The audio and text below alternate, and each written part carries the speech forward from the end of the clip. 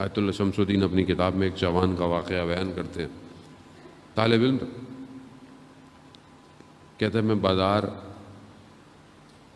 سے گزر رہا تھا تو ایک نامحرم پر میری نگاہ پڑی اور اس نے میری نگاہ کو کھینچ لیا، اپنی طرف متوجہ کر لیا.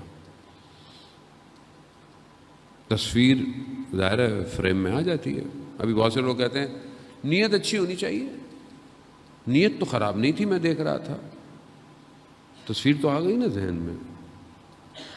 تو اب رکیے گا، آج اس تصویر کو میں آپ کی صحیح کروں گا انشاءاللہ. تصویر تو آ گئی. اب وہ کہتا ہے کہ میرا ذہن اسی میں جذب ہو گیا. میں اپنے استاد کی خدمت میں گیا. استاد کون ہے؟ استاد وہ ہے کہ جو باطن کو دیکھ لیتا ہے. لوگ اپنے باطن کو دکھانے آتے تھے کہ میرے اندر گڑبڑ کیا ہے.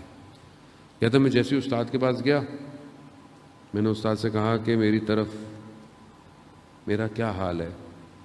کہا کہ میں تمہیں دیکھ نہیں سکتا، تمہارے ساتھ وہ خاتون موجود ہے. یعنی ایک نگاہ 40 سال کی عبادت کو ضائع کر دیتی ہے. ایک نگاہ. ہاں فرق نہیں پڑتا کیا ہے، یوٹیوب، فیس بک، نیٹ فلکس. نیت اچھی ہونی چاہیے.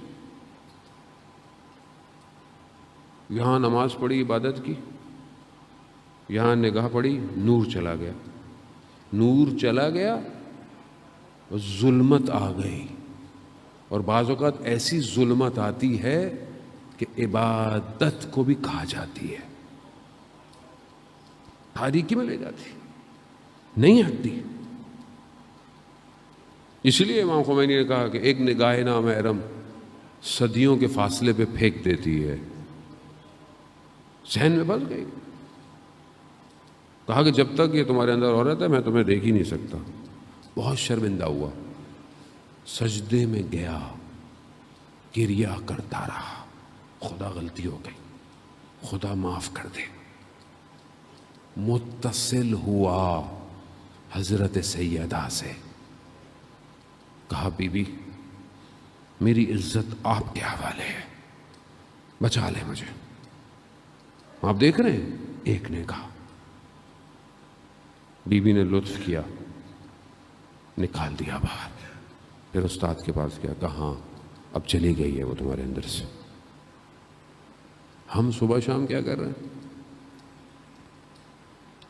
تو سسٹم ایسا ہی ہے نا. آپ اچھا کام بھی کریں گے آپ کو آئے گا. کیسے اپنے آپ کو بچائیں عزیزان محترم؟ مجلس سنتے ہیں، گریا کرتے ہیں، نور آتا ہے، نورانی ہو جاتا ہوں. پھر خدا نخواستہ کوئی غلطی ہو جاتی ہے، گیا، پھر گیا. پھر بھی خدا لطیف ہے، کریم ہے، رحمان ہے، رحیم ہے، موقع دیتا ہے. آؤ، پھر جاؤ، پھر آؤ، پھر جاؤ، پھر آؤ، پھر جاؤ. لیکن یہ نہ ہو کسی آنے جانے کے راستے میں اگر روح نکل گئی نا، پھر نہیں بتا کسی کو.